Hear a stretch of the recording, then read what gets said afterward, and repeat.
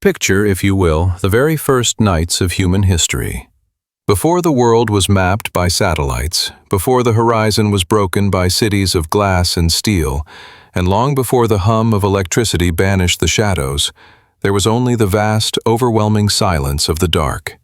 We must cast our minds back to a time when the night was not merely a lack of light, but a physical weight, a velvet cloak that descended upon the earth with absolute authority.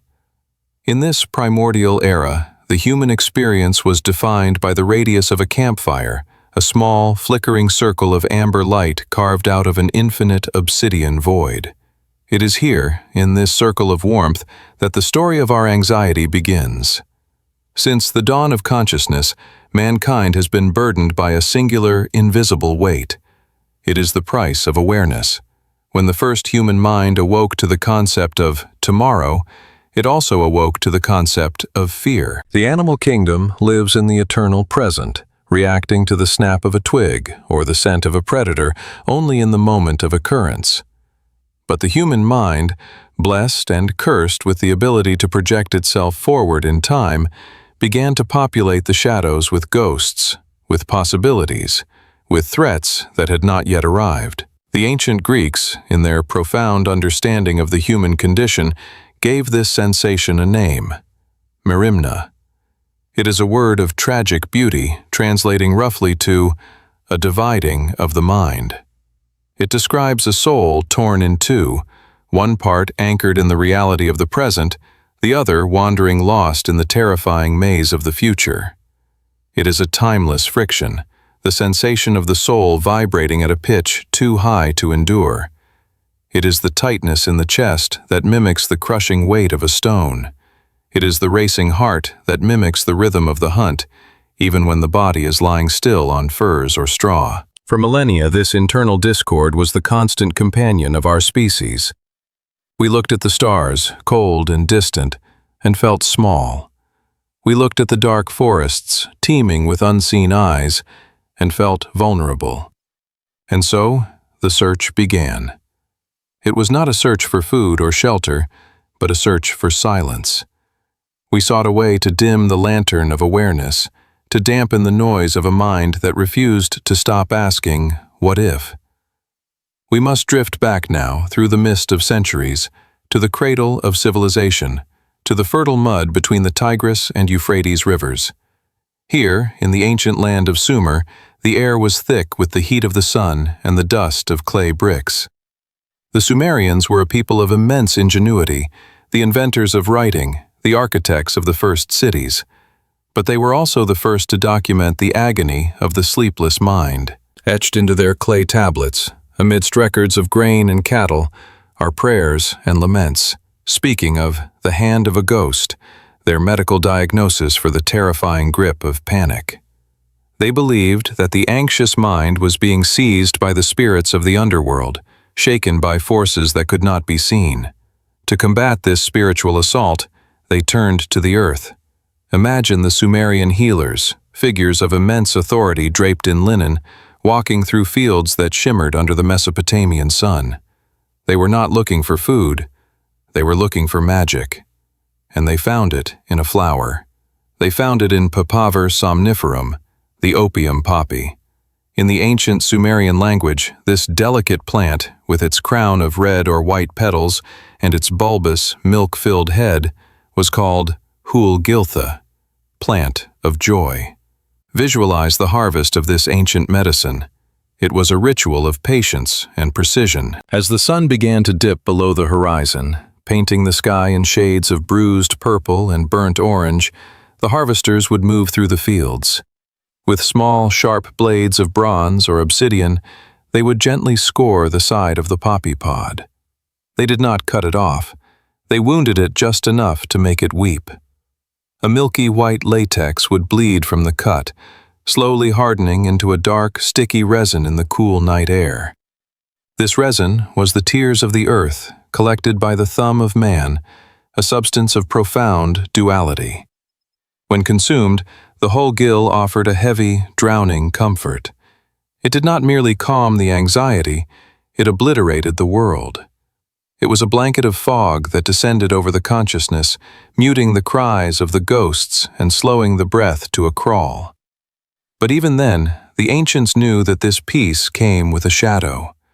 The relief was tethered to a lethargy that could steal the will to live, a slumber so deep it bordered on death. The poppy was a god that demanded a sacrifice of clarity in exchange for the cessation of pain.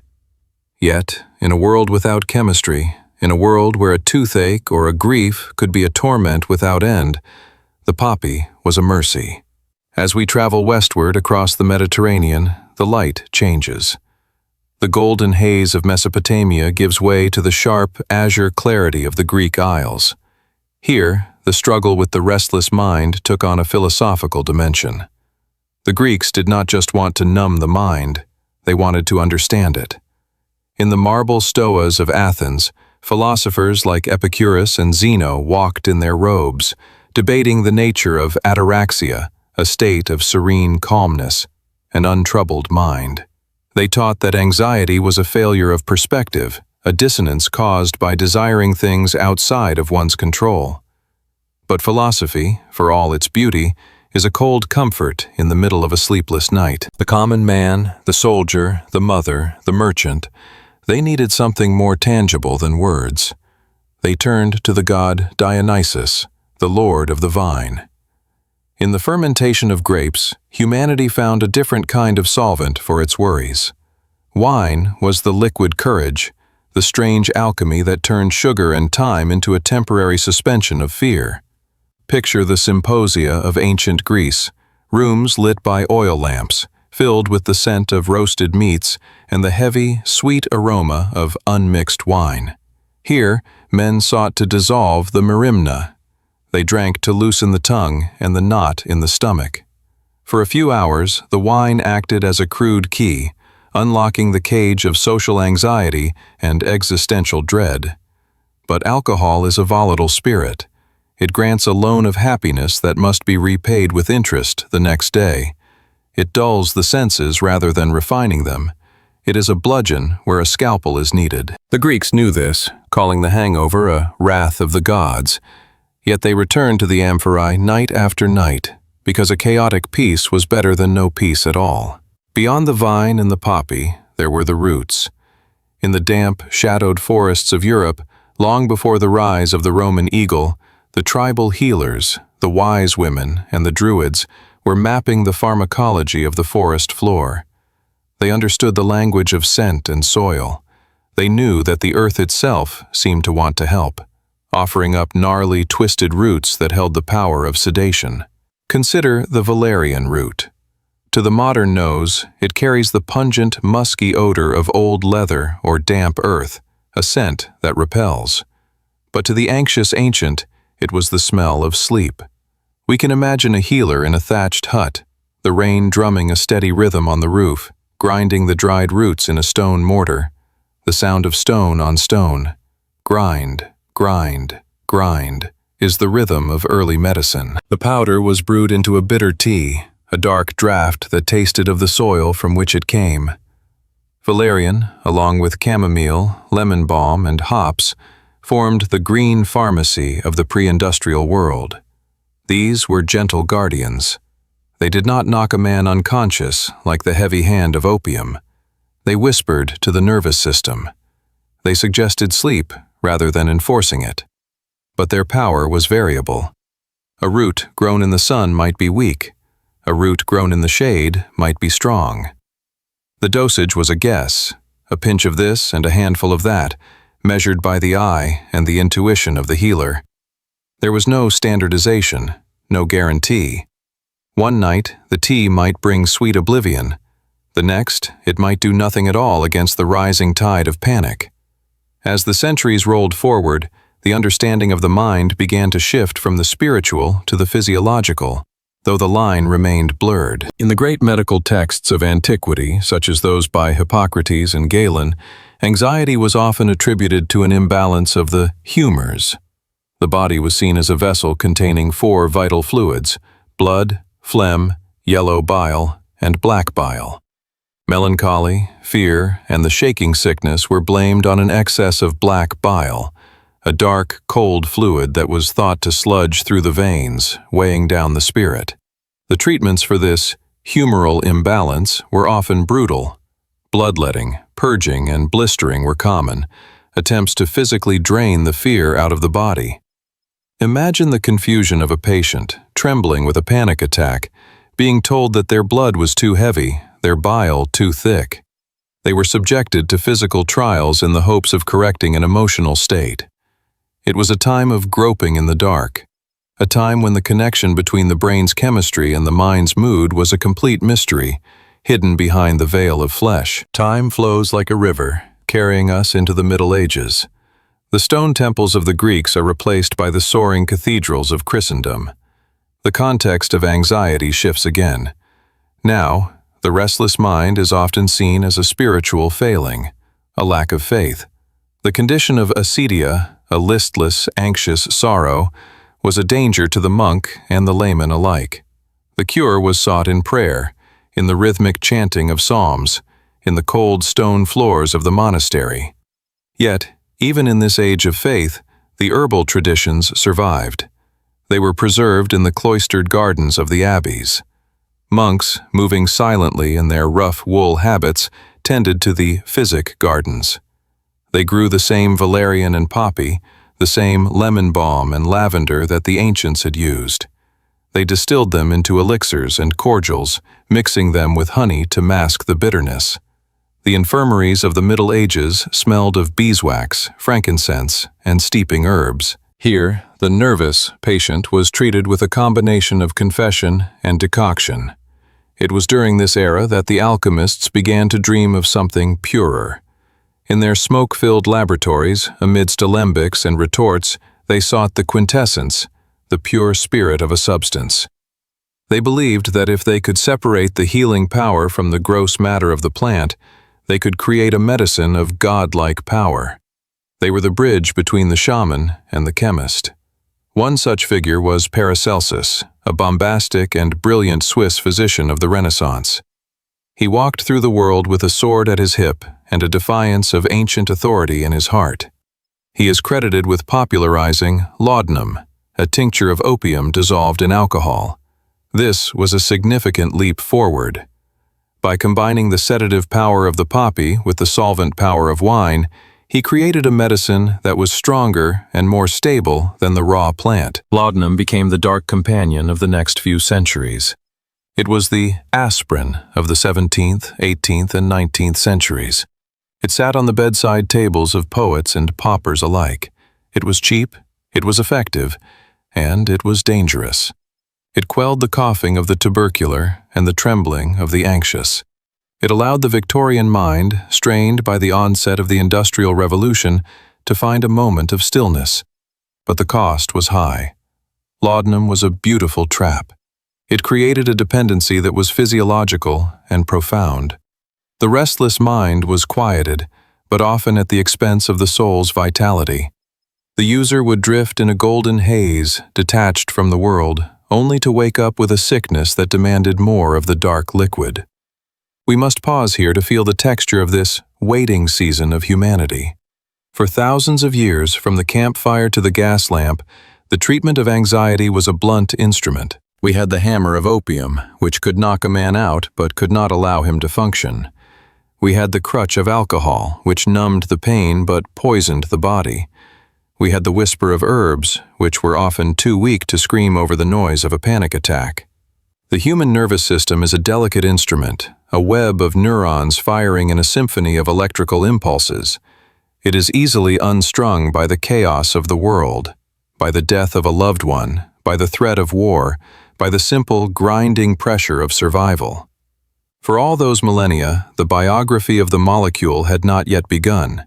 We were using whole plants, complex mixtures of hundreds of alkaloids, hoping that one of them would find the right key to the lock of the mind. It was a time of tragic irony. We could build pyramids that scraped the sky. We could map the movements of the stars. We could sail across vast oceans. But we could not map the internal ocean of the brain. We could not navigate the storms of our own emotions. The mind remained a wild garden, overgrown and tangled, refusing to be tamed. Picture the Victorian era as it draws to a close. The world is speeding up. The steam engine screams across the countryside, tearing through the silence of the pastoral world. The telegraph wires hum with information, shrinking the globe and increasing the pace of life. The nerves of the population are fraying. Neurasthenia, a condition of nervous exhaustion, becomes the fashionable diagnosis.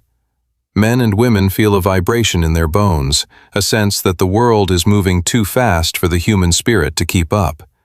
They retreat to sanitariums, great houses on the hill where they take water cures and rest cures. They are wrapped in cold sheets, they are fed bland diets, they are told to avoid intellectual stimulation. But the anxiety remains. It is a ghost in the machine, haunting the corridors of the modernizing world. The doctors of the late 19th century looked at their arsenal and found it wanting. They had bromide salts that could sedate, but which built up in the body, causing toxicity and madness. They had chloral hydrate, the Mickey Finn, which offered sleep but with a harsh chemical bite. They were desperate for precision. They were waiting for a chemistry that could act like a sniper, rather than a cannon molecule that could enter the brain, find the specific seat of anxiety, and gently turn down the volume without shutting off the entire system. This was the long, dark night before the dawn of modern psychopharmacology. It was a time of suffering in silence, of bearing up under the crushing weight of merimna.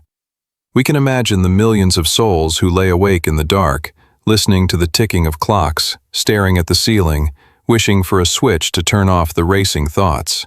They were the ancestors of our own anxiety, passing down the genes of worry from generation to generation. And so, we leave the ancient world in the pre-modern era with a sense of anticipation. The stage is set. The need is absolute. The human desire for peace is a pressure building behind a dam. The healers have done their best with roots and rituals, but the mind demands more. Somewhere, in the future of this narrative, in the clean, bright light of a laboratory, a chemist is about to pick up a test tube. A new age is about to begin.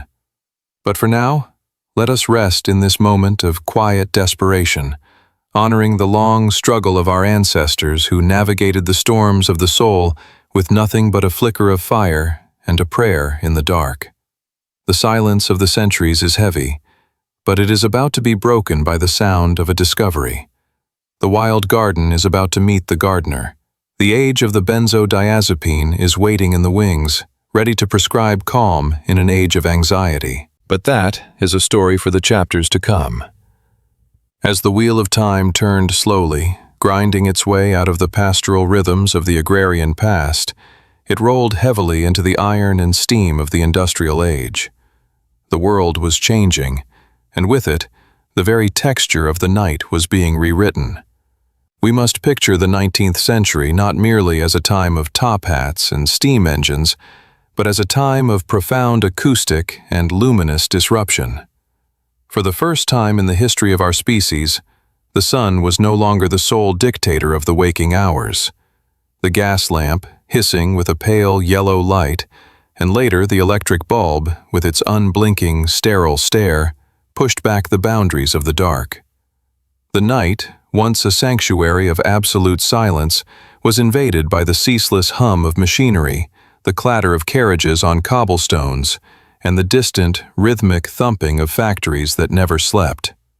In this new, accelerated world, the human nervous system began to fray. The nerves of the population became a subject of intense medical fascination. The pace of life had quickened, shifting from the slow, seasonal drift of the farm to the frantic, minute-by-minute tyranny of the clock. And with this acceleration came a desperate, crushing need for rest. The natural sleep that had sustained humanity for eons, the sleep that came after a day of physical labor under the open sky, began to vanish. In its place came the modern insomnia, a staring, anxious wakefulness born of overstimulation and the artificial extension of the day. In the smoky parlors of Vienna, Berlin, and London, men of science began to look upon sleep not as a mystical gift from the gods, but as a biological problem to be solved. The herbal teas and the heavy, addictive syrups of opium were no longer enough for the modern man.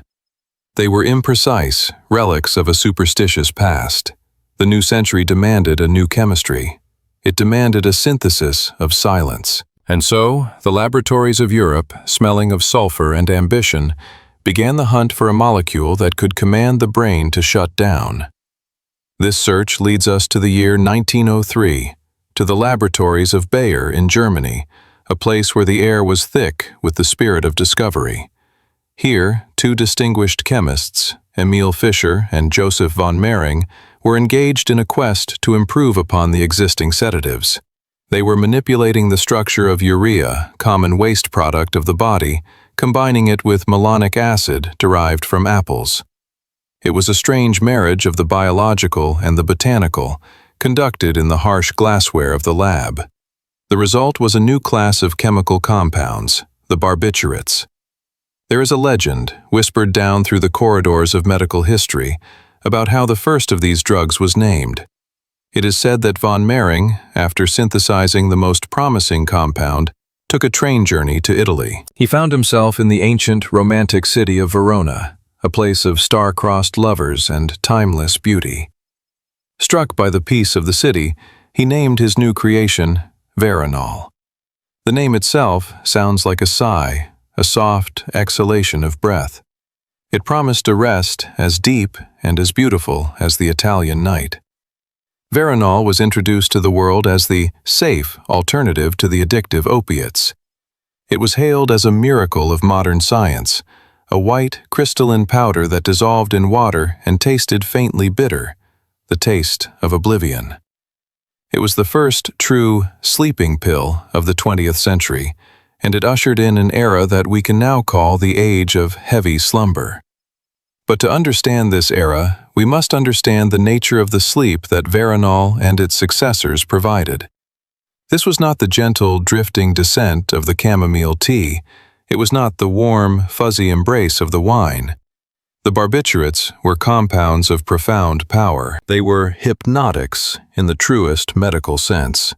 They worked by depressing the central nervous system, starting from the high towers of the cerebral cortex, the seat of thought and worry, and moving down into the ancient foundations of the brainstem. When a patient in the 1910s or 1920s took a dose of Veronal, they did not fall asleep. They were extinguished. The drug acted like a heavy velvet curtain falling shut across the stage of the mind. The lights did not dim slowly. They were cut. The conscious mind was knocked into a deep, colorless void. It was a sleep without dreams, a sleep without movement, a sleep so profound that it mimicked the stillness of the grave. The success of Veronal sparked a chemical gold rush.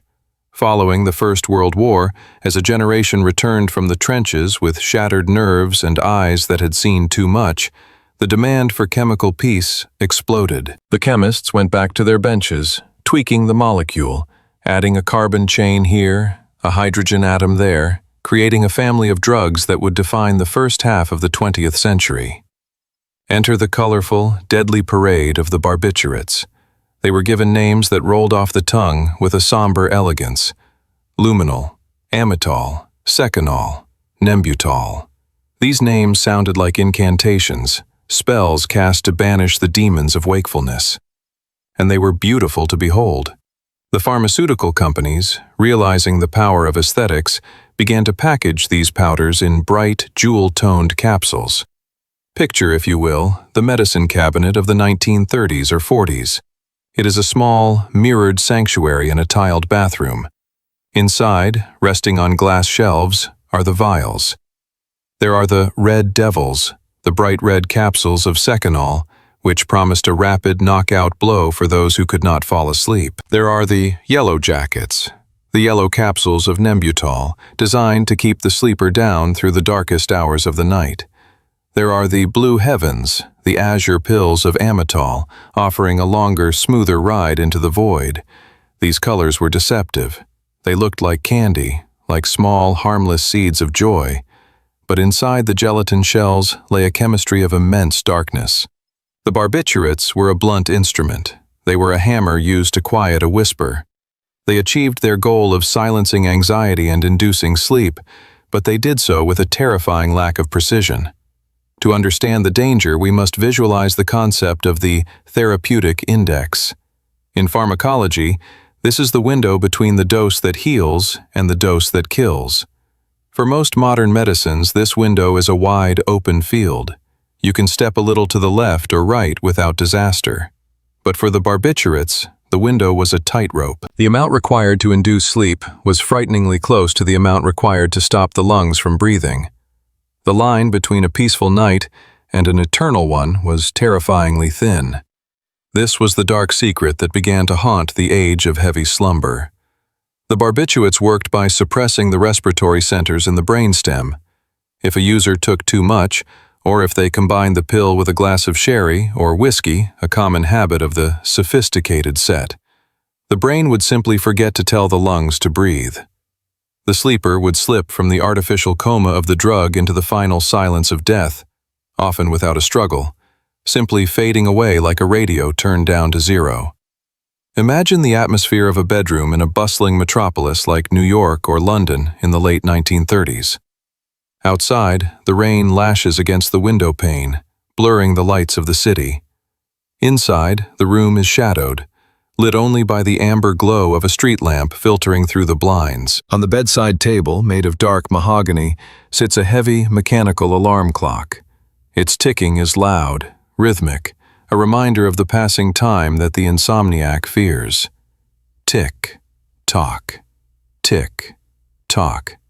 Beside the clock sits a glass of water and a small amber bottle. The label is typed by a pharmacist. Take one for rest. The person lying in the bed is exhausted, their mind a racing carousel of worries about the depression, about the rumblings of war in Europe, about the fragility of their own existence. They reach out a trembling hand. They take the red capsule.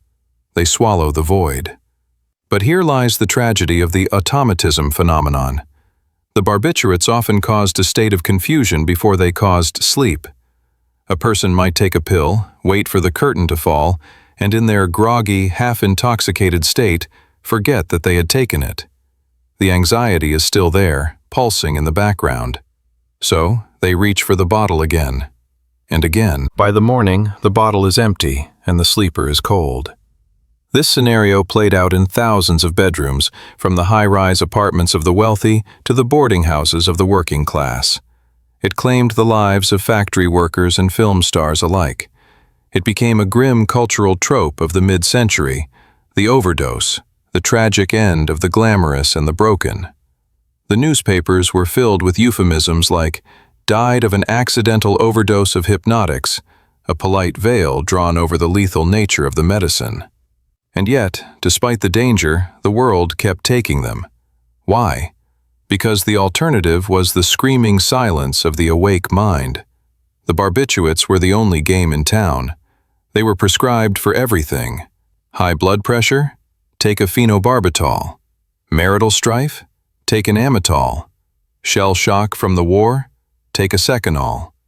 They were the duct tape of psychiatry, used to patch over the cracks in the human psyche. We must also consider the quality of the life lived under the shadow of these drugs.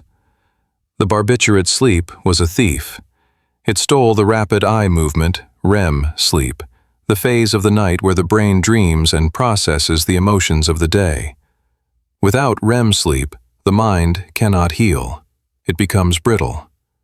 People woke up from a barbiturate slumber feeling hungover, groggy, their limbs heavy as lead. The drug lingered in the fat tissues of the body, releasing slowly over days, creating a permanent fog. The users of these drugs walked through the world wrapped in a layer of invisible cotton wool. The sharp edges of reality were blunted, but so were the joys. The colors of the world seemed muted. They were sedated, a word that implies a heavy, passive state of being. They were not calm, they were suppressed.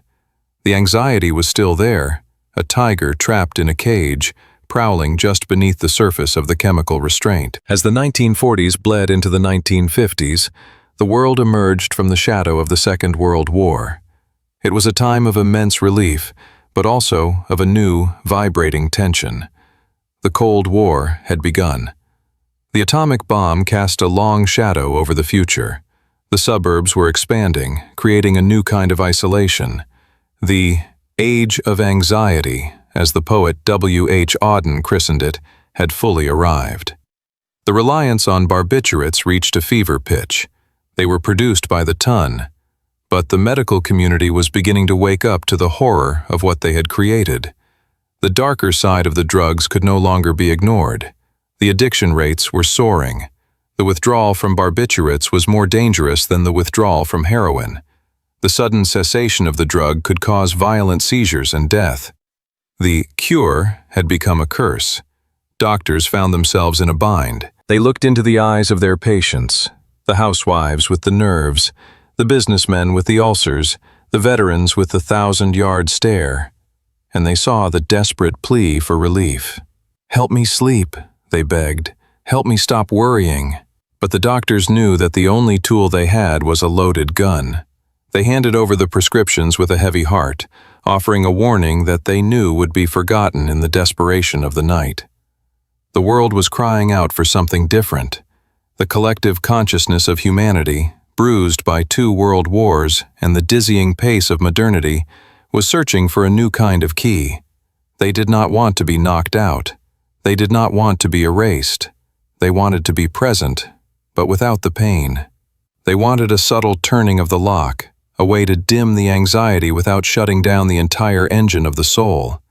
It was a time of scientific longing. The laboratories of the world, now shifting from the heavy industry of Germany to the sleek, modern research centers of America and Switzerland, hummed with a new energy. The chemists were looking for the minor tranquilizer, a term that had not yet been invented, but a concept that hung in the air like a dream. They were searching for a molecule that could soothe the spirit without stealing the breath. They were looking for a compound that could separate the sedative effect from the hypnotic effect. They wanted a drug that could leave the mind clear, the muscles relaxed, and the fear dissolved. It was a tall order. It required a level of molecular precision that had never been achieved before. It required a move away from the brute force of the barbiturate ring structure. We stand now at the precipice of a revolution. The era of the red devils and yellow jackets is beginning to wane, though their shadow will linger for decades. The heavy, leaden sleep of the first half of the century is about to be challenged by a new kind of light. But before we meet the alchemist who would change everything, we must linger for a moment longer in this twilight. Let us look one last time at that bedside table in the 1950s. The rain has stopped. The city is quiet. The mechanical clock ticks on, indifferent to the suffering of the sleeper. The glass vial of Seconal sits there, a symbol of a medicine that was both a savior and a monster. It represents the best that science could do in a time of blunt instruments. It was a crude attempt to mercy, a heavy hand laid upon the brow of a fevered world. But in the silence of the lab, in the notebooks of researchers, the future is being written. The biography of the molecule is about to take a sharp turn. The heavy curtains of the barbiturate age are about to be pulled back, revealing a new chemistry, a new hope, and a new set of complex tragedies. The world waits in the dark, breathing shallowly, waiting for the coming of the benzodiazepine. This was the age of heavy slumber, a time when we learned that sleep could be bought, but the price was often the soul itself. We learned that to silence the mind with a hammer is to risk breaking the machine. And as the dawn approaches, we turn our gaze to a quiet laboratory in New Jersey, where a man named Sternbach is about to stumble upon a dusty vial that will change the history of human emotion forever. The narrative wheel turns now to the mid-20th century, a time of technicolor optimism and underlying atomic dread. The year is 1957. We find ourselves far from the ancient poppy fields of Sumer or the smoky, velvet-draped parlors of Victorian London. We have arrived in the quiet, manicured suburbs of New Jersey, specifically the town of Nutley. It is a landscape of orderly streets, post-war bungalows, and the green, rolling lawns that symbolize the American dream. Yet, in the center of this suburban tranquility stands a fortress of science, the headquarters of Hoffmann-La Roche. Here, in the sterile, fluorescent-lit corridors of the Roche laboratories, the air smells of floor wax, ozone, and the faint, acrid tang of chemical reagents. It is a temple of modernism, a place where men in white coats speak in the hushed tones of high priesthood, believing that through the manipulation of atoms, they can solve the ailments of the human condition. The building is a monument to the belief that nature can be conquered, that the chaos of the biological world can be brought to heel by the order of the industrial intellect. Walking these hallways is a man of destiny, a figure who seems to have stepped out of a storybook or a faded photograph from the old world. His name is Leo Sternbach. To understand the miracle that is about to occur, we must first understand the man. He is not a fresh-faced American graduate. He is an Austrian chemist, a survivor of the turbulent tides of European history. Born in Opatia, raised in Krakow, educated in Vienna and Zurich, Sternbach carries with him the weight and the wisdom of the old continent. He is a man who fled the darkening shadow of the Nazis, a wanderer who found sanctuary in the brick and glass of New Jersey. Picture him in his laboratory. He is a man of precise habits, meticulous and determined. He wears round spectacles that catch the reflection of the glassware surrounding him. He is surrounded by the music of the labyrinth rhythmic bubbling of reflux condensers, the delicate clinking of pipettes, the scratch of a fountain pen on graph paper. He is an alchemist in a modern age, searching not for the philosopher's stone to turn lead into gold, but for something far more valuable in the nervous 1950s, a compound that can turn anxiety into peace. Sternbach is a man under pressure. The pharmaceutical world is in the grip of a feverish race. A rival company, Wallace Laboratories, has recently released a drug called Milltown Meprobamate. It is a runaway success, the first true minor tranquilizer, flying off the shelves and into the mouths of millions. Roche is lagging behind. The executives in their high towers are demanding a competitor. They want a slice of this new, lucrative market of calm. They have tasked Sternbach with finding a new chemical architecture, a unique structure that can bypass the patents of their rivals and offer a superior silence. But for Sternbach, the road has been long and paved with disappointment. He has not followed the herd. While others were tweaking the structures of existing drugs, Sternbach decided to revisit a class of chemicals he had studied in his youth at the University of Krakow, the heptadines. He believed, with a stubborn, intuitive faith, that there was magic hidden in their geometry. For 2 years, he has been modifying these molecules, adding a side chain here, swapping a nitrogen atom there, trying to unlock their biological potential. Visualize the shelves of his laboratory. They are lined with the ghosts of these failures. Row upon row of small, amber glass vials, each labeled with a code number, each containing a white or off-white crystalline powder. They are the useless dust of research. 40 compounds have been synthesized. 40 compounds have been tested on animals. 40 compounds have failed. They were too toxic, or too weak, or simply inert, biologically silent matter that did nothing to the trembling mice or the agitated cats. It is a moment of scientific twilight. The project is dead. The management at Roche has lost patience. They have issued the order: stop working on the heptadines. Move on to something else. The resources are being cut. The hope has evaporated. Sternbach, the stubborn master builder, finds himself standing in the ruins of his hypothesis. The feeling in the lab is one of heavy resignation. The great discovery was not to be found here. And then, the narrative shifts on the hinge of a mundane act. It is a spring day in 1957. The cherry blossoms are blooming outside, but inside, the mood is one of closure. Sternbach is asked to clean up his laboratory. It is a task of housekeeping, of clearing the decks for whatever new, mandated project will come next. He is working with his assistant, Earl Reeder. They are sorting through the clutter of the last few years, deciding what to keep and what to discard.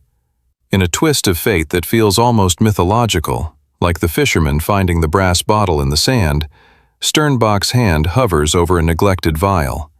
It is labeled Row 5-0690. It sits in the shadows of a shelf, covered in a thin layer of dust. This specific compound had been synthesized nearly 2 years earlier, in 1955. It was the very last of the series. But in the chaos of the research, in the flurry of testing other candidates, this one had been overlooked. It had never been sent to the pharmacologist for testing. It was a forgotten child, an orphan of chemistry. By all logic, this vial should have gone into the waste bin. It was a remnant of a failed project. It was a member of a chemical family that had proven to be nothing but a dead end. But a curiosity, a whisper of intuition, stayed his hand. Perhaps it was the sunlight catching the crystals. Perhaps it was the stubborn refusal of the scientist to leave a stone unturned. Sternbach looked at the vial and decided, on a whim that would change history, to run one final test. He told Reader to send it down the hall to the animal testing unit. He remarked, with a touch of tragic irony, that the lab was being cleaned out anyway, so they might as well test this last one before closing the book on the heptadines forever. It was not a planned revolution. It was not a thunderclap of genius. It was a stumble into grace. It was the scientific equivalent of buying one last lottery ticket with the change found in a pocket. We must pause here to appreciate the biography of the substance itself. What was inside that vial? Sternbach believed he had synthesized a specific type of ring structura, benzheptoxdiazine. He thought he knew the shape of the molecule he held in his hand. But the universe, in its infinite complexity, had played a trick on him. During the synthesis, a chemical reaction had occurred that he did not anticipate. The primary amine he had used to treat the compound had caused the molecular ring to rearrange itself. Deep in the invisible lattice of atoms, a transformation had taken place. The six-membered ring had expanded. It had opened its arms and accepted a new geometry. It had become a seven-membered ring. Unknown to Sternbach at that moment, he was not holding a heptadine. He was holding a completely new class of chemical matter. He was holding the very first benzodiazepine. The sample was sent to the lab of Dr. Lowell Randall, the pharmacologist. Randall was used to receiving failure from Sternbach's lab. He likely expected this white powder to be as useless as the 40 that came before it. He administered the compound to the test subjects, mice, cats, and monkeys, and prepared to write the autopsy of another failed drug. But the report that came back a few days later was not an autopsy. It was a revelation. Randall called Sternbach, his voice trembling with a mixture of disbelief and excitement. "The compound," he said, "is hypnotic, sedative, and has muscle relaxant effects. But more than that, it was different from the barbiturates. The animals were not just knocked unconscious. The cats, usually aggressive, became playful. The monkeys, usually tense, became serene. They were awake, they were coordinated, but they were calm." Sternbach could scarcely believe it. He rushed to verify the structure of the compound. As he peered into the data, examining the infrared spectra and the chemical analysis, the truth revealed itself. The molecule had changed. The useless dust was, in fact, a masterpiece of stability and efficacy. The seven-membered ring was the key that fit the lock of the human nervous system with a precision that nature itself might envy. This moment, this realization in the quiet lab in Nutley, is the pivot point of our story. It is the birth of chlordiazepoxide. It would soon be known to the world by its trade name, Librium. The name itself is derived from equilibrium and liberation. It promised a balance of the mind and a freedom from fear. This discovery was the first spark of a new fire. It was not just a new drug.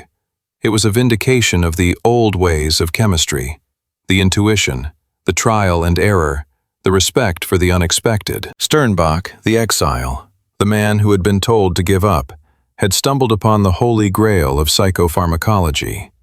He had found a way to dampen the electrical storms of the brain without extinguishing the light of consciousness. We can imagine the atmosphere in the Roche laboratories in the weeks that followed.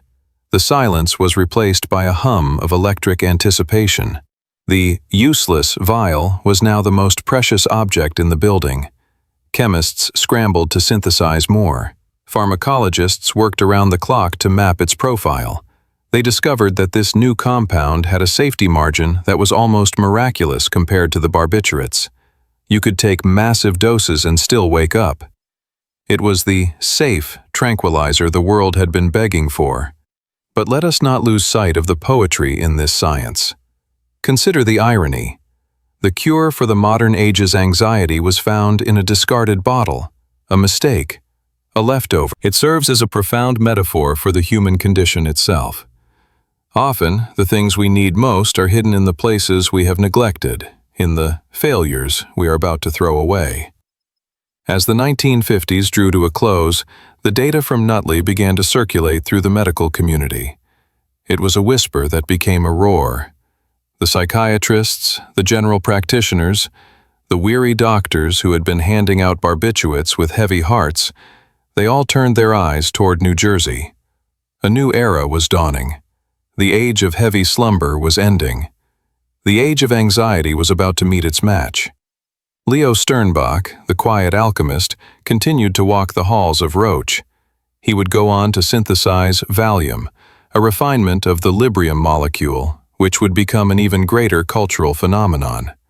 But he remained a humble figure, a man who loved his garden and his family, a man who simply wanted to solve puzzles. He could not have known, in those early days, that his forgotten geometry would eventually be prescribed to hundreds of millions of people.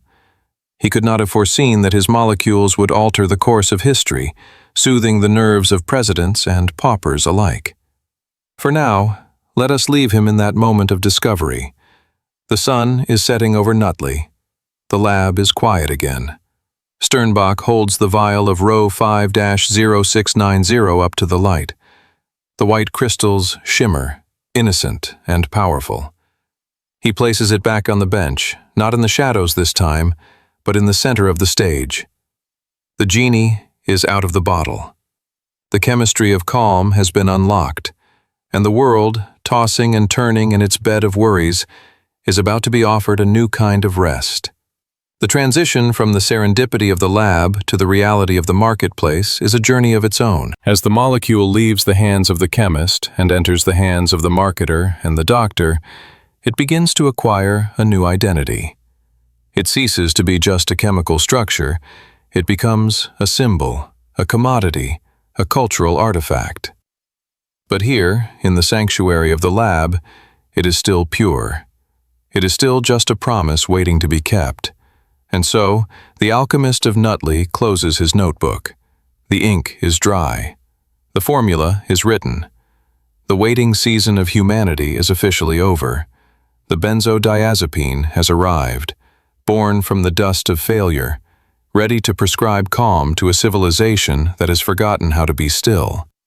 The narrative drifts now to the winter of 1957, a season of quiet anticipation. The world outside is cold, wrapped in the muted grays and whites of a dying year. Snow falls softly upon the research centers of New Jersey, blanketing the manicured lawns of the pharmaceutical giants in a hush of white silence. Inside the brick walls of Roche, however, there is a warmth that has nothing to do with the heating vents.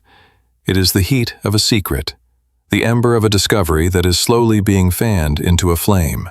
The useless vial, the orphan molecule chlordiazepoxide, has survived the initial battery of tests in the mouse and the rat. It has proven itself safe. It has proven itself seductive. But the scientists now face a challenge that is as much philosophical as it is physiological.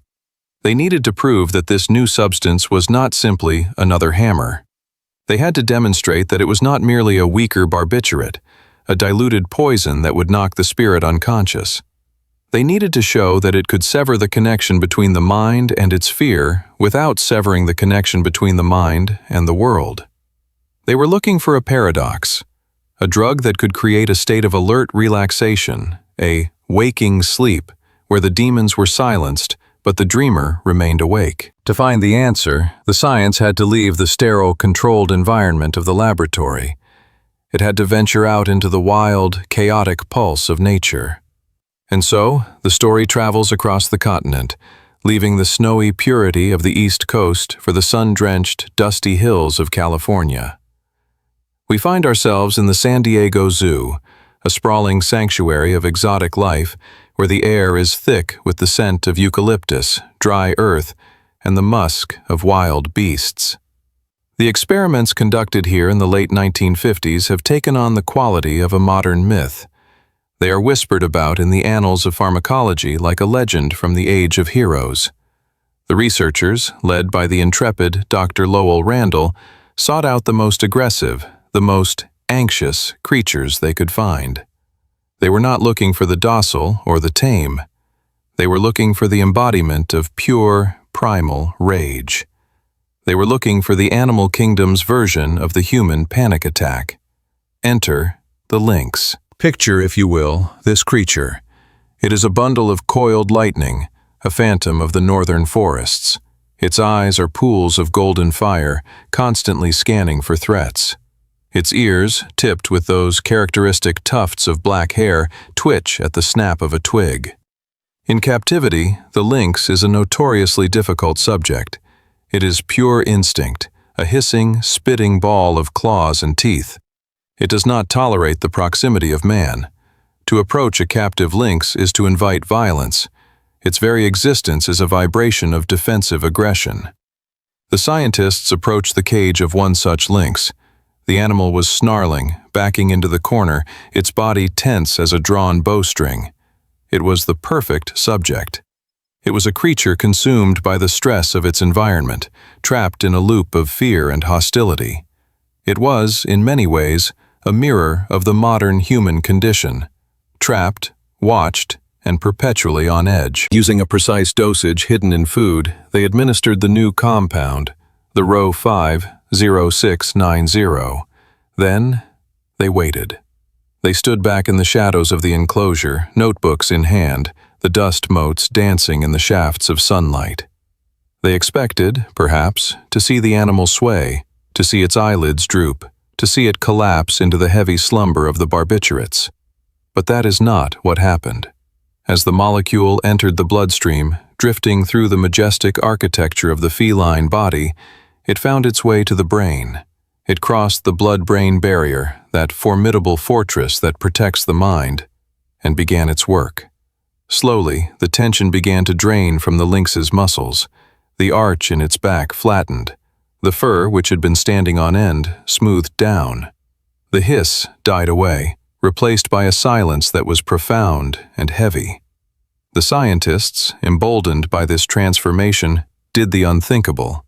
They opened the cage door. One of the researchers, moving with the slow, deliberate grace of a dreamer, reached out a hand. In any other circumstance, this would have been an act of suicide. But the lynx did not strike. It did not bite. It simply looked at the hand, then at the man, with a gaze of profound indifference. It allowed itself to be stroked. It leaned into the touch, purring a sound like a low, rumbling engine of contentment. It was not asleep. Its eyes were open, clear, and bright. It was fully aware of its surroundings. It knew the man was there.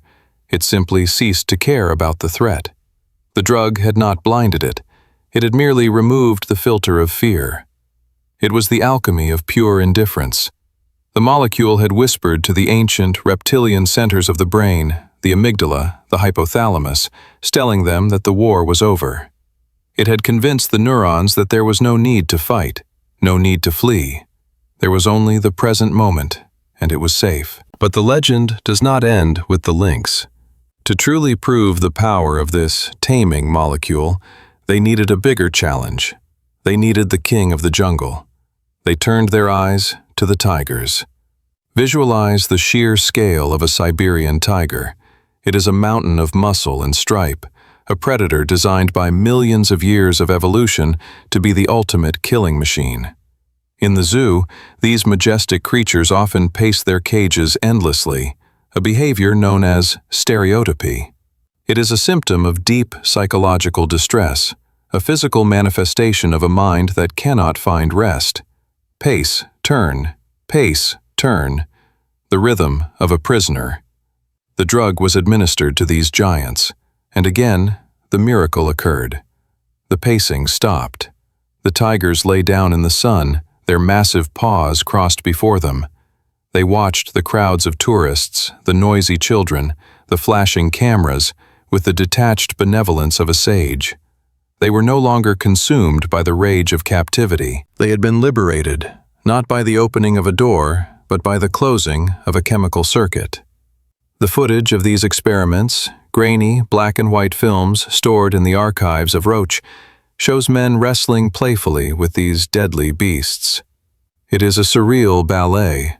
Man and tiger, rolling in the straw, connected by an invisible bridge of chemistry. It was a demonstration of power that bordered on the biblical. It was Daniel in the lion's den, but the angel that shut the lions' mouths was not a celestial being, it was a benzodiazepine. This phenomenon, this taming of the tiger, became the central metaphor for the drug's potential. If it could soothe the savage breast of a jungle cat, imagine what it could do for the savage breast of the modern human. For was not the modern man also a creature in a cage? We must pivot now to the world outside the zoo. The year moves to 1960. The context is crucial. This is the height of the Cold War.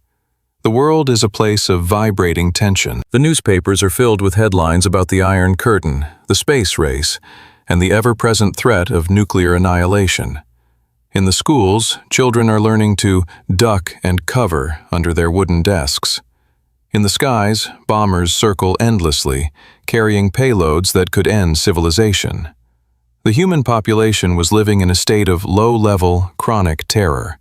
The fight-or-flight response, designed for the savannah, was being triggered constantly by the morning news, by the bills in the mail, by the screech of the subway.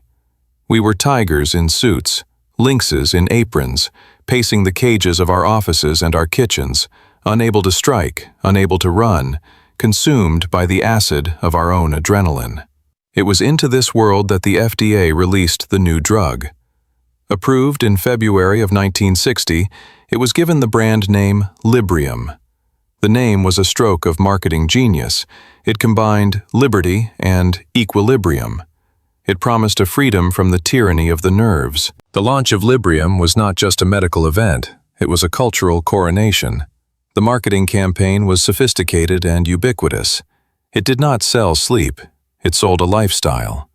It sold the idea that anxiety was not a character flaw or a spiritual failing, but a biological friction that could be greased.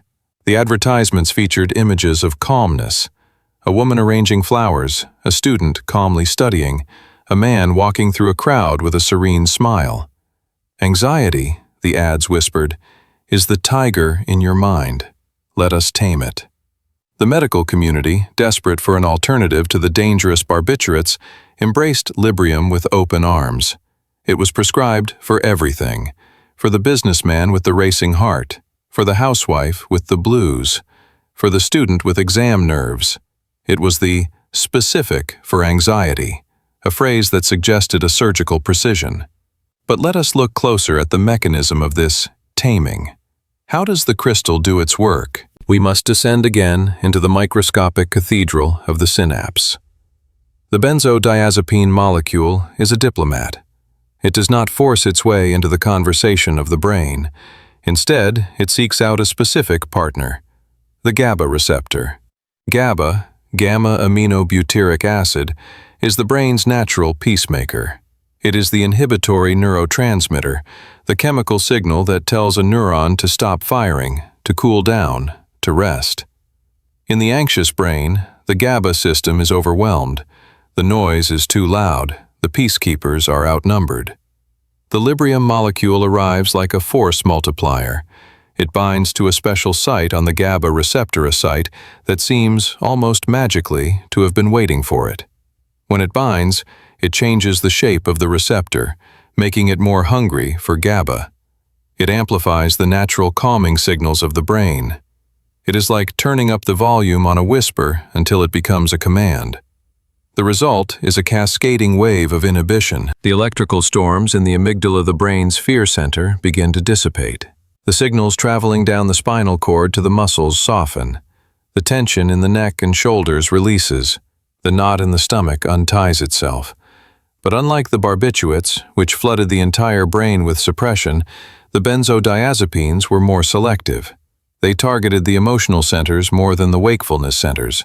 This was the miracle observed in the zoo. The tiger is awake, but the tiger is calm. The human is functioning, driving the car, typing the memo, cooking the dinner. But the existential dread has been dialed down to a background hum. This created a sensation of effortless serenity. It was a seductive feeling. For the first time in history, a person could choose to opt out of the emotional weight of their reality without checking out of reality itself. You could be present for the end of the world, and you would not tremble. By the early 1960s, Librium had become a phenomenon. It was the most prescribed drug in America. It paved the way for its successor, Valium, which would arrive a few years later to conquer the world completely. But Librium was the pioneer. It was the first proof of concept. There is a deep, tragic poetry in this chapter of our history. We see here the beginning of a profound shift in how humanity viewed itself. We began to see our emotions not as movements of the soul, but as chemical tides that could be regulated by engineering. We accepted the idea that peace was a product, a tablet that could be swallowed with a glass of water. The taming of the tiger was a triumph of science, yes. It saved millions from the crippling paralysis of panic. It allowed people to leave their houses, to hold down jobs, to function in a world that was becoming increasingly dysfunctional. But it also raised a question that hangs in the air like the smoke from a snuffed candle. If we tame the tiger, do we also lose something of the wildness that makes us alive? If we silence the alarm bells of anxiety, do we also silence the warnings that tell us something is wrong with our lives? The tiger in the zoo ceased to care about the cage, but the cage was still there. The benzodiazepines allowed us to tolerate the intolerable. They allowed us to endure the stress of the modern world without screaming. They made us soft and pliable, just like the great beasts of San Diego.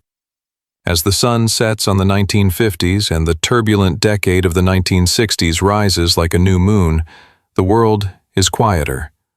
The screams of the anxious have been muffled by a blanket of white snow and white powder.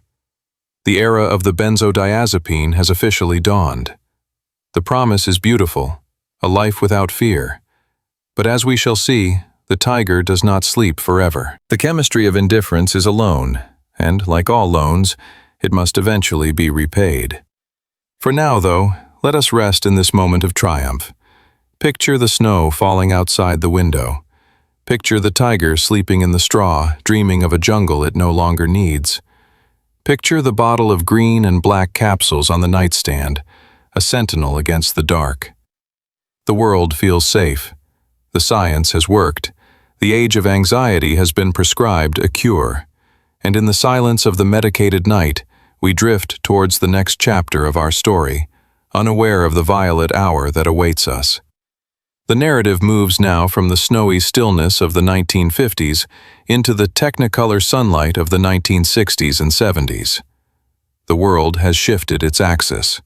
The muted grays and browns of the post-war era have exploded into a kaleidoscope of psychedelic swirling patterns, tie-dye shirts, and the harsh, bright glare of color television.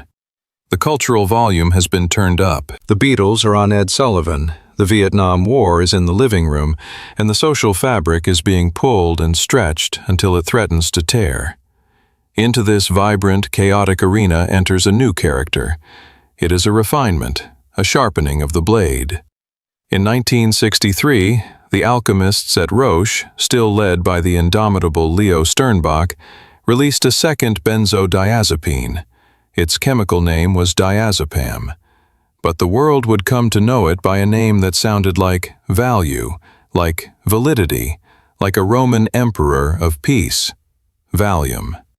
If Librium was the spark, Valium was the wildfire.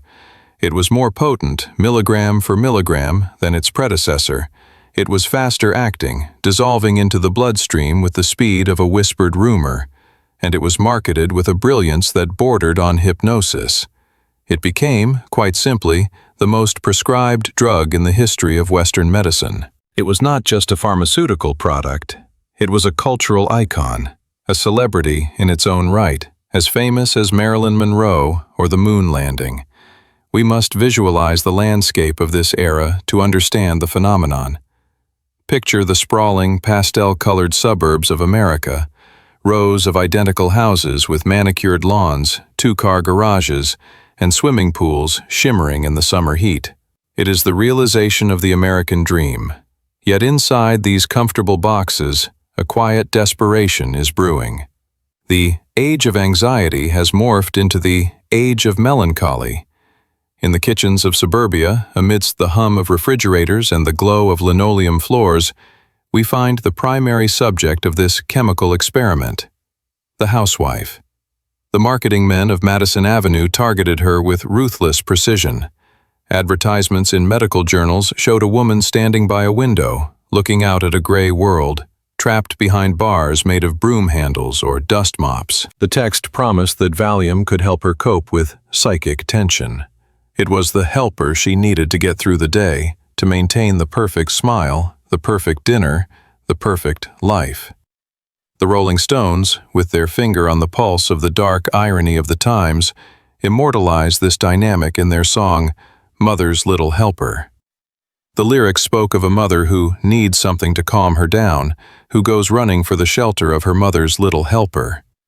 It was a biting satire, but it was also a documentary truth. The yellow pill had become a staple of the domestic diet, as common as vitamins or aspirin. But Valium was not just for the housewife. It found its way into the pockets of the businessman, smoothing the edges of the high-pressure boardroom meeting. It was swallowed by the student facing the draft board. It was taken by the celebrity facing the flashbulbs. It became the emotional aspirin of the 20th century. It promised that no matter how loud the world became, with its riots in the streets, its assassinations, its burning bras and burning draft cards, the internal world could remain glassy and still. It was a time of immense hubris. We believed, with a naive and touching arrogance, that we had finally conquered the landscape of human emotion. Just as we had conquered polio with a vaccine, just as we were preparing to conquer the moon with a rocket, we believed we had conquered sadness and worry with a molecule. The pills were small, unassuming. They were often yellow, sometimes blue or white, stamped with a V that looked like a bird in flight. They were like little seeds of peace planted in millions of stomachs every morning. Let us trace the journey of one of these pills. Imagine a man in a gray flannel suit, sitting on a commuter train heading into London or New York. The newspaper in his hands screams of economic crisis and nuclear brinkmanship. His heart begins to flutter. The familiar tightening in the chest arrives. He reaches into his pocket. He dry swallows a 5-milligram tablet. Within 20 minutes, the chemistry begins its work. The diazepam molecule is highly lipophilicit, loves fat. This means it crosses the blood-brain barrier with incredible ease. It rushes into the central nervous system like a flood.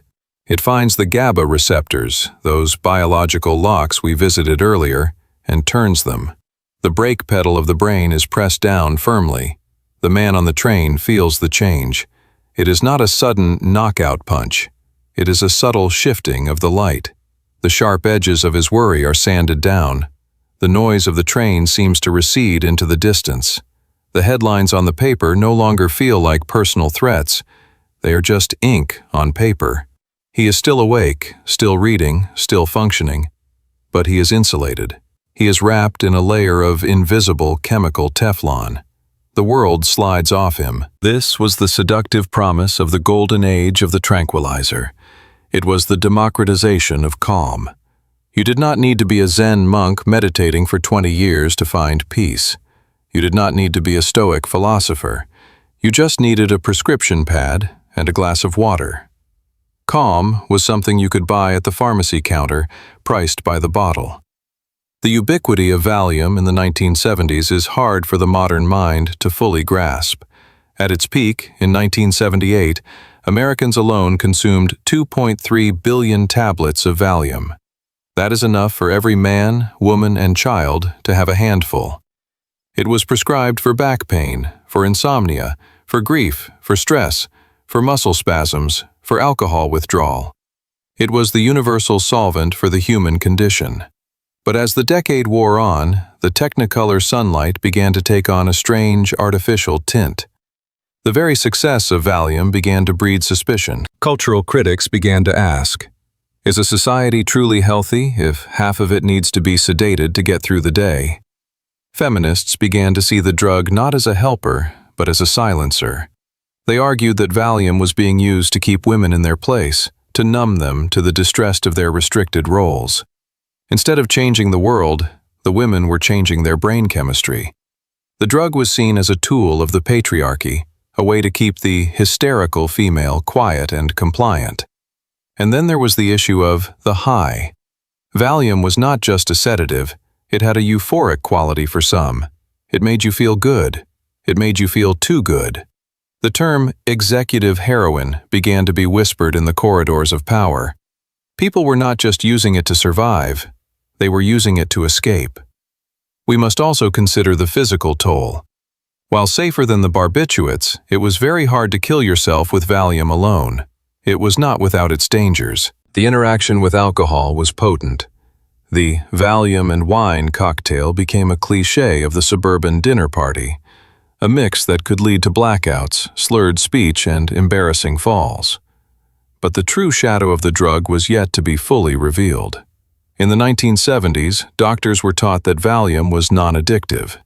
They believed that because it didn't cause the rapid, escalating tolerance of the opiates, it was safe for long-term use.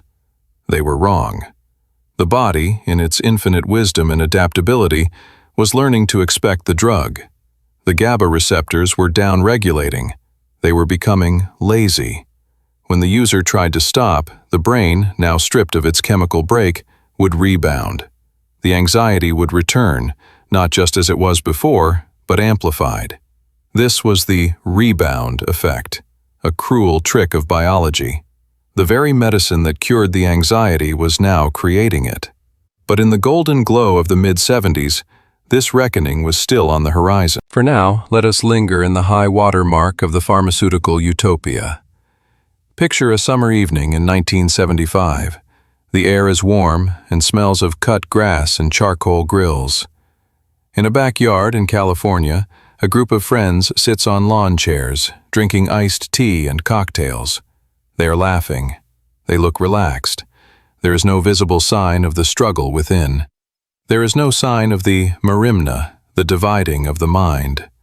But if we could look into their pockets, into their medicine cabinets, we would see the yellow bottles. We would see the secret infrastructure of their peace. Valium was the silent guest at every dinner party, the invisible passenger in every car, the third partner in every marriage. It was the glue holding the fractured psyche of the 20th century together. It was a testament to our cleverness and our fragility. We had built a world that was too fast, too loud, and too complex for our Stone Age nervous systems to handle. And so, we built a bridge of chemistry to carry us over the abyss. The mother's little helper was not just a pill, it was a mirror. It reflected a society that had decided that pain was an error to be corrected, rather than a part of life to be endured. It was the ultimate expression of the modern desire for a painless existence. As the sun sets on the 1970s, the shadows grow longer.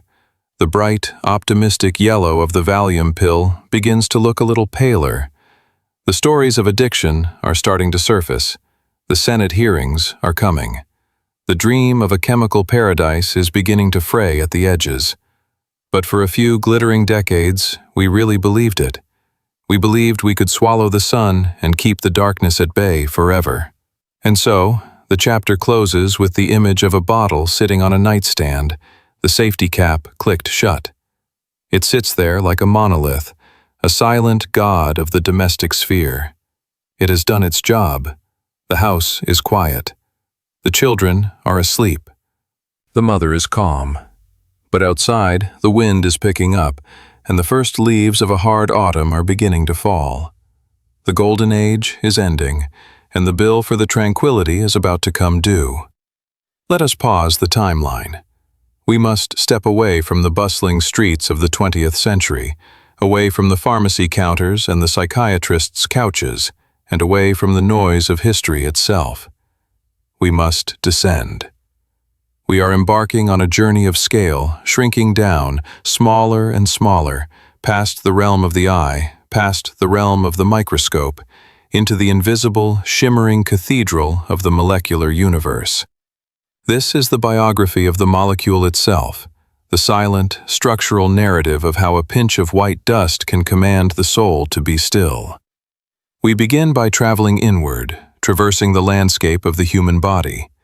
We drift through the grand, red rivers of the arteries, carried along by the rhythmic tide of the pulse. We pass the great engines of the organs, the heaving bellows of the lungs, the steady drum of the heart, and ascend toward the citadel of the self, the human brain. To the naked eye, it is merely gray matter, a folded walnut of tissue, but at this scale, it reveals itself as an electric forest of unfathomable complexity. Picture, if you will, a jungle of 86 billion trees. These are the neurons, the architects of our reality.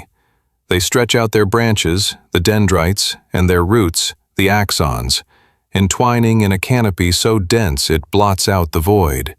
It is a place of perpetual twilight, lit only by the flickering bioluminescence of thought. Every memory you possess, every fear, every dream, every sensation of cold or heat, is a spark of electricity leaping across the gaps between these trees. It is a world of constant motion, a Sherrington's loom, weaving the fabric of consciousness millisecond by millisecond.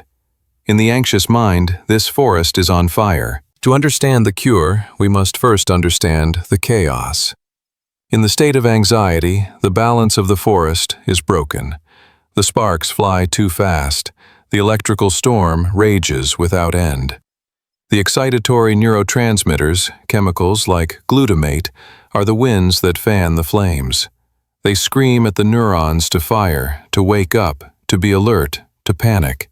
"Danger!" they cry, echoing through the canyons of the cortex. The neurons, besieged, fire in rapid, frantic bursts. The thunder rolls continuously. The system is overheating, vibrating at a pitch that threatens to tear the delicate web apart. But nature, in its ancient wisdom, has provided a counterbalance. Deep within the chemistry of the brain, there lives a guardian. It is a molecule known as GABA-gamma aminobutyric acid. It is the brain's natural brake pedal, the great quieter, the cooling rain that falls upon the fire. GABA is an ancient molecule, present in the nervous systems of creatures long before humanity walked the earth. It is the chemical embodiment of no. When GABA is released into the synapse, the tiny gap between neurons, it whispers to the receiver to rest. However, in the modern, anxious brain, the natural supply of GABA is often insufficient. The storm is too strong. The rain is too light. The shout of the anxiety drowns out the whisper of the calm. The receptors, the ears of the neurons, are deafened by the noise of the world. This is where the miracle of 1957 enters the story. This is where the benzodiazepine arrives. Visualize the molecule now. It has survived the journey through the acid of the stomach and the filtration of the liver. It has crossed the blood-brain barrier, that formidable wall that protects the sanctity of the mind, slipping through like a ghost through a wall. It arrives in the synaptic cleft, floating in the interstitial fluid. It is a geometric construct, a beautiful arrangement of carbon, hydrogen, nitrogen, and chlorine atoms shaped into rings. To the biological eye, it is a masterpiece of sculpture. It approaches the GABA receptor. This receptor is not a simple keyhole. It is a complex, protein machine embedded in the membrane of the neuron. It looks like a rosette, a flower with 5 petals arranged in a circle. In the center of the flower is a channel, a tunnel leading into the heart of the cell. This is the chloride channel, When it is closed, the neuron remains ready to fire. When it is open, the neuron is silenced. The benzodiazepine molecule does not force the door open. It is not a battering ram. That is the crude method of the barbiturate. The benzodiazepine is a master architect, a diplomat of the highest order. It does not bind to the active site where GABA itself binds. It respects the natural order. Instead, it seeks out a special, hidden pocket on the side of the receptor, a secret interface between the alpha and gamma subunits of the protein. This is the allosteric site, a term that comes from the Greek for other shape. The moment of binding is one of the most elegant events in the universe. The molecule glides into this pocket. It fits perfectly. It is a handshake across the void, a meeting of the synthetic and the organic.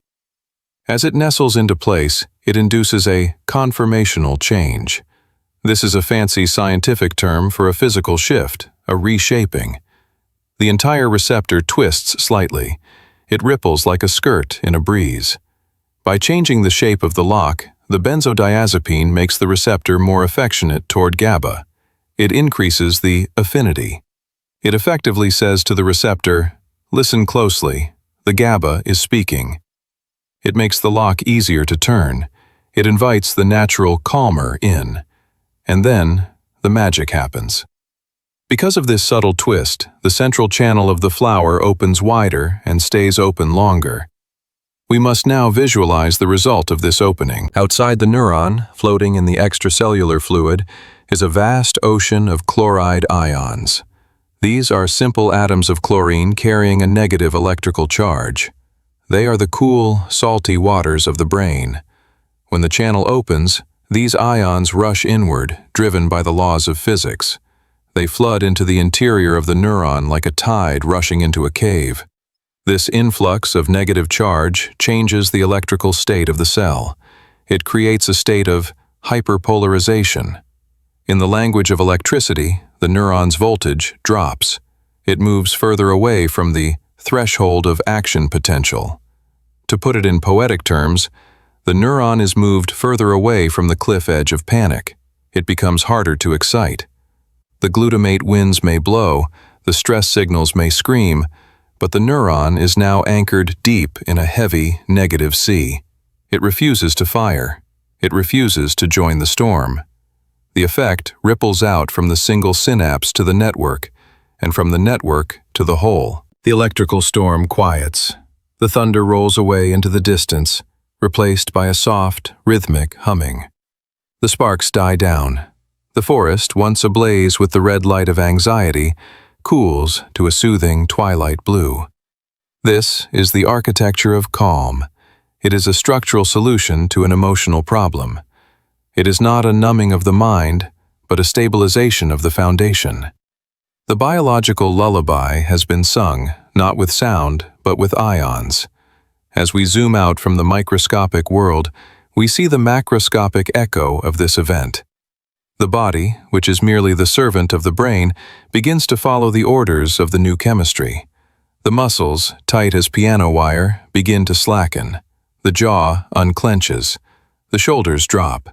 The heart, which had been beating the frantic rhythm of a trapped bird, slows to a steady, confident thud. The breath deepens, moving from the shallow gasps of the upper chest to the slow, oceanic swell of the diaphragm. The racing thoughts, which had been colliding like bumper cars in the mind, begin to slow to a gentle drift. The urgency evaporates. The what-ifs and the should-haves lose their jagged edges. They become like clouds passing across a calm sky, visible but distant, unable to block the sun. There is a profound philosophical mystery hidden in this mechanism, a question that has haunted scientists since the discovery of the receptor site. Why does the human brain possess a specific lock for a man-made key? The benzodiazepine molecule did not exist in nature. It was cooked up in a beaker in New Jersey in 1957. And yet, the human brain, evolved over millions of years on the African savanna, has a specific pocket designed to receive it. It is one of nature's most profound coincidences. It is as if the biology of the soul was waiting for the chemistry of the 20th century to catch up. Some scientists have proposed the existence of endozepines, natural, benzodiazepine-like molecules produced by the brain itself in moments of extreme need. But they remain elusive ghosts. For now, we are left with the beautiful, eerie fact that we built a crystal, and the body knew exactly what to do with it. We watch the chloride ions continue their silent, cooling work. The electric forest is now a place of sanctuary. The fires are out. The trees are still. The master architect has done its work, reshaping the very geometry of our fears. The molecule does not stay forever. It will eventually detach, drift away, and be broken down by the liver. But for these few hours, it has granted a truce. This chapter of our biography is the most intimate.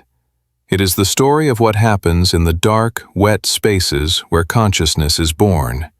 It is a story of shapes and charges, of locks and keys, of a handshake between a carbon ring and a protein flower. It is the scientific explanation for the sensation of relief, the molecular definition of the word ah. We linger here for a moment, floating in the hyperpolarized silence of the neuron.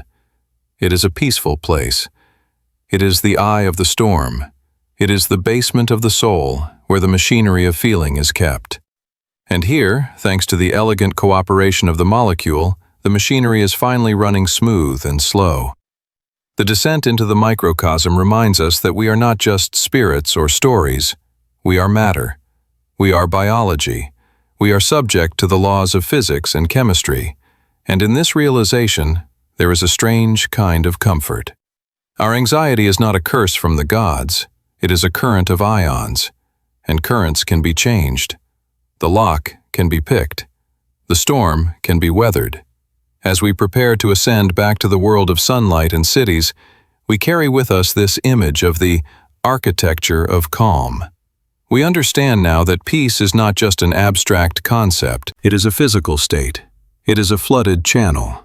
It is a quiet neuron. It is a shape. And for a few decades in the 20th century, we believed we had mastered that shape forever. But, as with all things in biology, balance is a moving target. The brain is a plastic living thing. It notices when the locks are being picked. It notices when the calm is unearned. And in the shadows of this microscopic cathedral, the receptors are already beginning to whisper to one another. They are beginning to change. The tolerance is building. The architecture of calm is about to be tested by the resilience of the body itself. But that is a complication for the future. For now, in this freeze frame of the narrative, the system is perfect. The key turns, the door opens, the rain falls. And the mind, at long last, sleeps. As the narrative wheel turns past the technicolor optimism of the 1970s, the light begins to change. The bright, flat sunshine of the Valium era softens, dims, and deepens into a complex, melancholic hue. We have arrived at the violet hour, the time of day when the shadows lengthen and the sharp edges of the world blur into an ambiguous dusk. It is the 1980s. The cultural landscape is shifting. The communal idealism of the previous decades has fractured into a new era of individualism, high finance, and a sharper, faster kind of anxiety. The age of anxiety has evolved into the age of panic. Into this accelerating world steps a new character, a molecule synthesized to match the frenetic rhythm of the times. Its chemical name is alprazolam.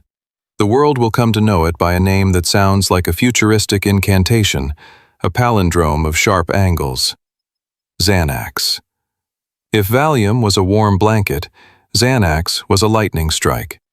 Developed by the chemists at Upjohn Laboratories, it was a high-potency triazolo-benzodiazepine. They had tweaked the molecular rings again, adding a triazole structure that acted like a turbocharger. This new geometry allowed the drug to hit the brain with startling velocity.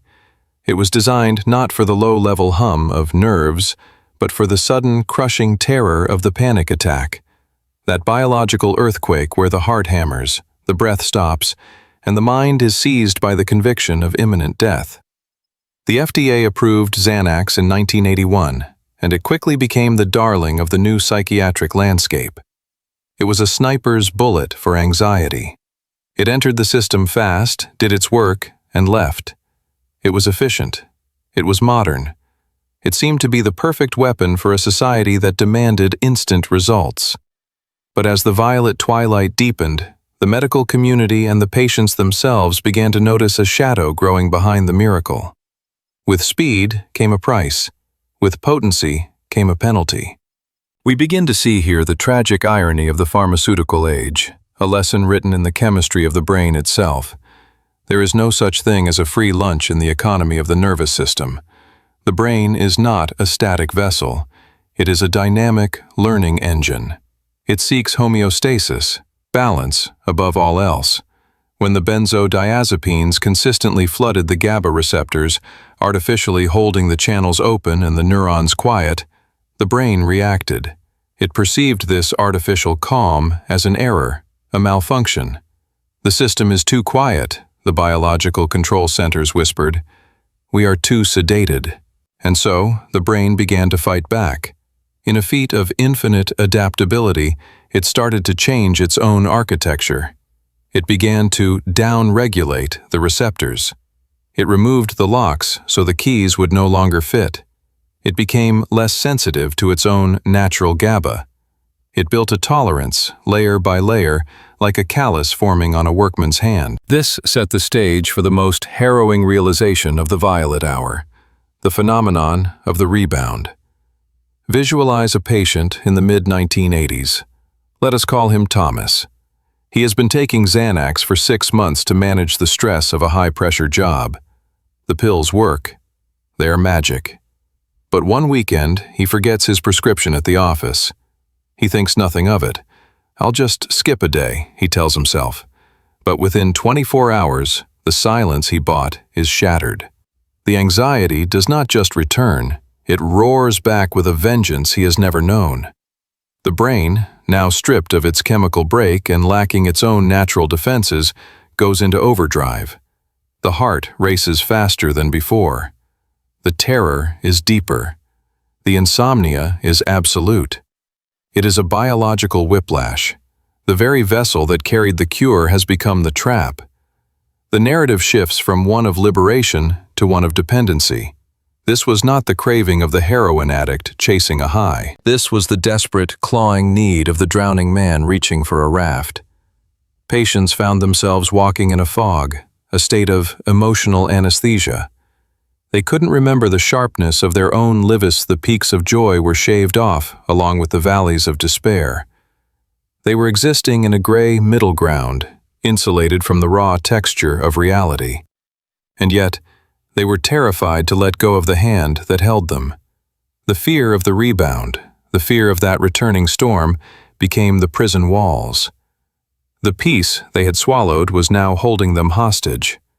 Doctors, who had prescribed these medications with the best intentions, found themselves navigating a moral and medical gray zone. They saw patients who were not abusing the drugs in the traditional sense. They weren't taking handfuls at parties, but who were nonetheless physically enslaved by them. The therapeutic dose had become a chain. The cultural memory of this time is filled with the stories of withdrawal. It is a somber chapter. We hear the whispers of those who tried to quit cold turkey, only to be met with seizures, hallucinations, and a sensory sensitivity so acute that the sound of a ticking clock felt like a hammer blow. The nervous system, unmuted for the first time in years, was screaming. It became clear that the silence had only been rented, and the rent was due with compound interest. This era also saw a shift in how we viewed the self. If your peace depends on a pill, where does the drug end and the person begin? If you are calm only because of a molecule, is that calmness real? The violet hour was a time of existential questioning. We began to wonder if we had bartered away a piece of our humanity in exchange for comfort. We had smoothed the rough edges of the human experience, but perhaps those rough edges were necessary friction for the soul's growth. As the 1990s approached, the pharmaceutical companies would turn their attention to a new class of drugs, the SSRIs, the antidepressants promising a cleaner fix. But the benzodiazepines remained, lingering in the medicine cabinets, glowing amber in the twilight. They were no longer the celebrated heroes of the 1960s. They were the fallen idols, the old gods who still held power but were viewed with suspicion. We leave this chapter in the dim, quiet room of the dependency. The lightning strike of Xanax has passed, leaving behind the ozone smell of a storm that never truly ends. The patient sits on the edge of the bed, dividing a pill in half, trapped in the calculus of milligrams. It is a moment of profound heaviness, a recognition of the limits of our biological tinkering. We tried to engineer a paradise, but we found that even in the garden of chemistry, there are serpents. The violet hour is beautiful, yes, but it is the beauty of a bruise. It is the color of a sky just before the night fully takes over.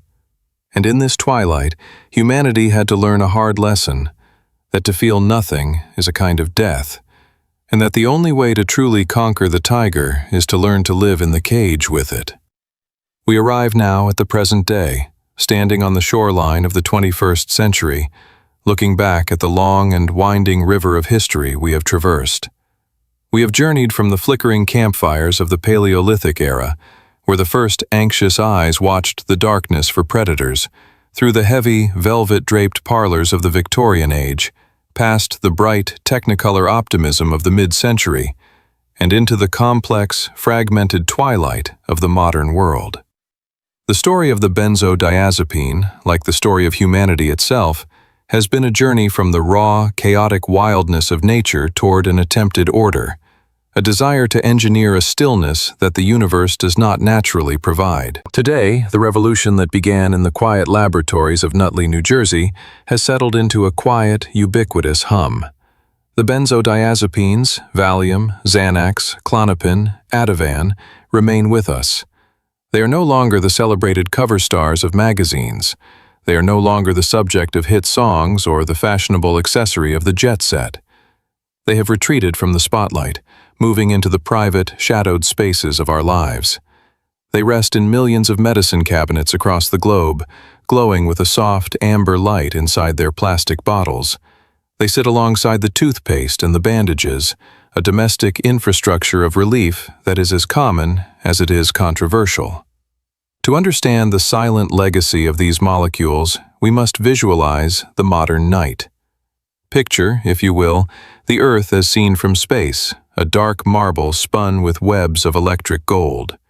These are our cities, our suburbs, our sprawling networks of habitation. Down there, amidst the millions of glowing windows, the age-old struggle with the restless mind continues unabated.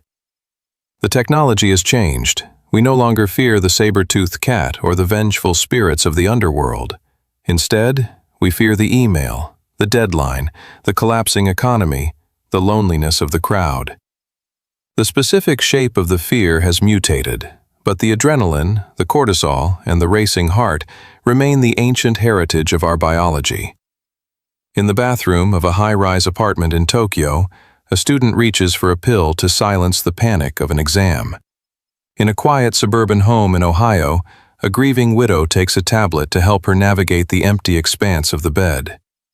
In a hospital in London, a surgeon administers a dose to a patient to smooth the terrifying prelude to an operation. This is the silent legacy. It is a legacy of utility.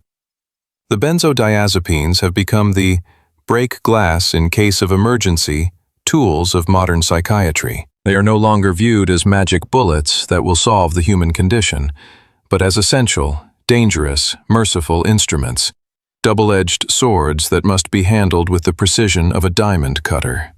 Let us contemplate this duality, for it is the heart of the modern perspective. The benzodiazepine is a paradox wrapped in gelatin. On one side of the blade, there is immense mercy. We must not forget the sheer physical relief these drugs provide to the acute sufferer. For the person in the grip of a catastrophic panic attack, where the walls are closing in, The air is turning to solid lead, and the heart is beating a rhythm of impending death. The benzodiazepine is not a crutch, it is a ladder. It is the only way out of the pit. Imagine the physiology of that relief. We return to the electric forest of the brain one last time. In the midst of the seizure or the panic, the forest is a firestorm. The neurons are screaming. The arrival of the molecule is like a cool, heavy rain. It is a biological grace. To deny the validity of this relief is to deny the reality of the suffering. For millions of people, these drugs have been the difference between a life lived in a closet of terror and a life lived in the world. They have allowed weddings to be attended, speeches to be given, and flights to be taken. They have served as the chemical bridge over the chasms of our own fragility. But on the other side of the blade lies the peril, the shadow that we explored in the violet hour. The weary traveler who lingers too long on the bridge finds that the bridge becomes the destination. The legacy of the benzodiazepine is also written in the stories of dependency, in the fog that descends upon the long-term user. It is written in the struggle of the withdrawal, a physical ordeal that creates a profound respect for the power of the GABA receptor. Modern medicine now views these compounds with a gaze that is respectful but wary. The doctor's pen hovers over the prescription pad with a heaviness that was not there in 1960. There are black box warnings now, solemn, bordered text on the bottle that acts like a warning band, warning of the risks of abuse, misuse, and addiction. The hubris of the mid-century, the belief that we could simply medicate away the friction of living, has been replaced by a chastened realism. We acknowledge now that anxiety is not just a biological error to be deleted. It is often a signal, a necessary alarm bell, a part of the structural integrity of the self. To silence it completely and permanently is to lose something vital. And yet, despite the warnings, despite the rise of alternative treatments like SSRIs and cognitive therapies, the amber bottles remain. Why? Because they work. Because they offer something that no amount of talking or breathing exercises can offer in the moment. Immediate, absolute, chemical certainty. In a world of infinite variables and unpredictability, the certainty of the benzodiazepine effect is a seductive anchor. It is a testament to our eternal desire to control the tides of our own interior oceans. Consider the metaphor of the interior ocean. The human mind is a vast, liquid expanse. It has its tides, its storms, its doldrums. It is influenced by the moon of our hormones and the winds of our environment. For most of human history, we were sailors on this ocean, subject to its whims. We rode out the storms, praying to the gods, lashing ourselves to the mast. But the discovery of Sternbach's molecule gave us the illusion that we could be the god of the ocean. It gave us a way to pour oil on the troubled waters, to artificially flatten the waves. The legacy of this discovery is the realization that while we can calm the surface, the currents deep below, the currents of trauma, of existential dread, of the search for meaning, continue to flow. In the quiet of the night, let us cast our minds back through the chapters of this documentary.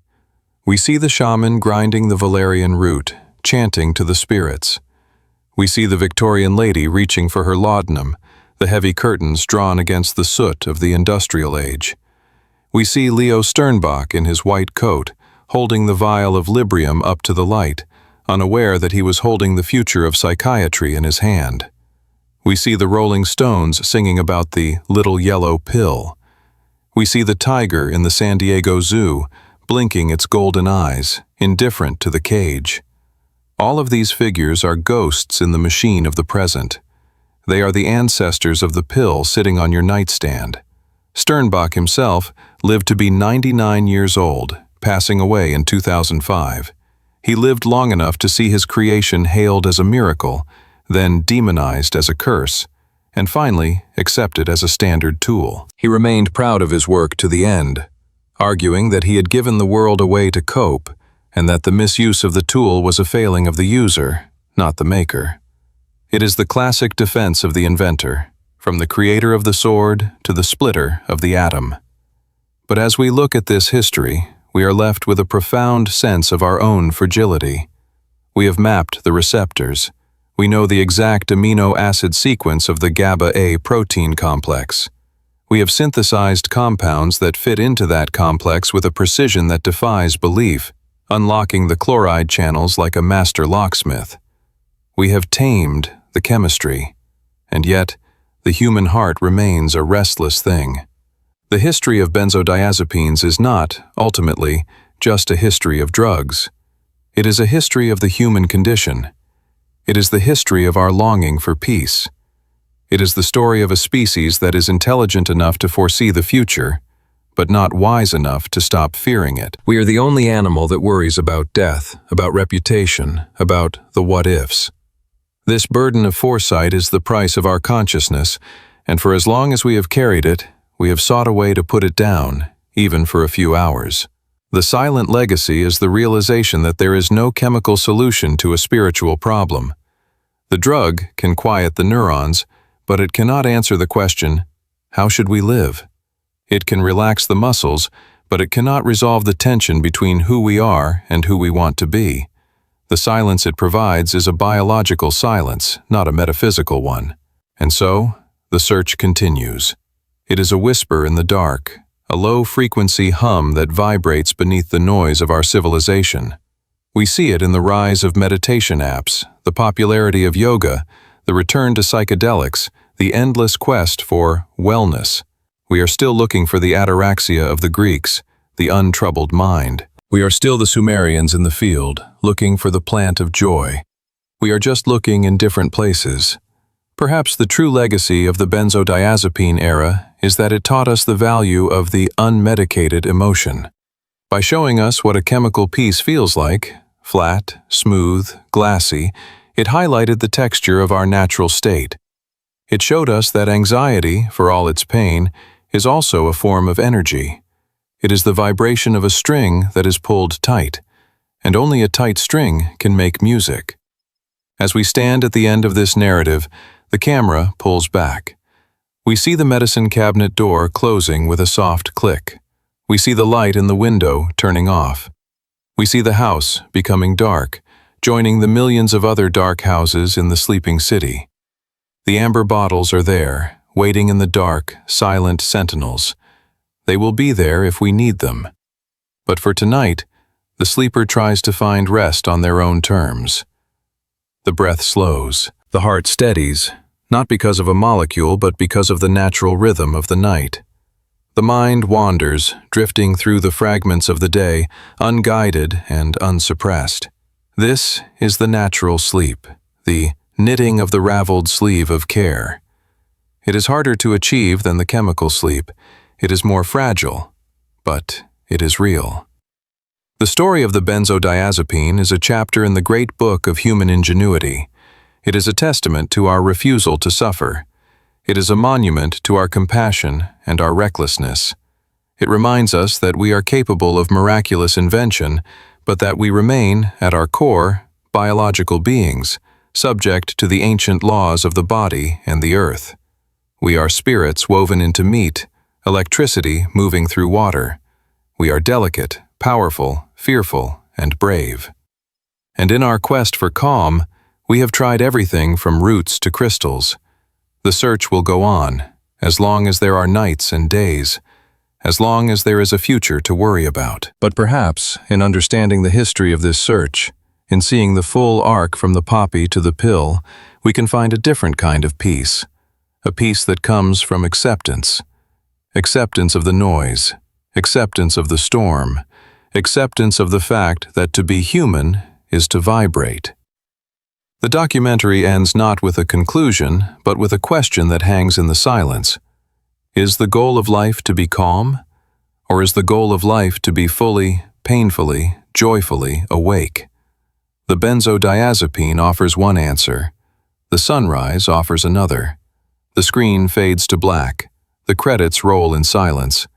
The amber light of the bottle lingers for a moment on the retina, then vanishes. And the world continues to spin, carrying its billions of restless dreamers into the waiting arms of the future.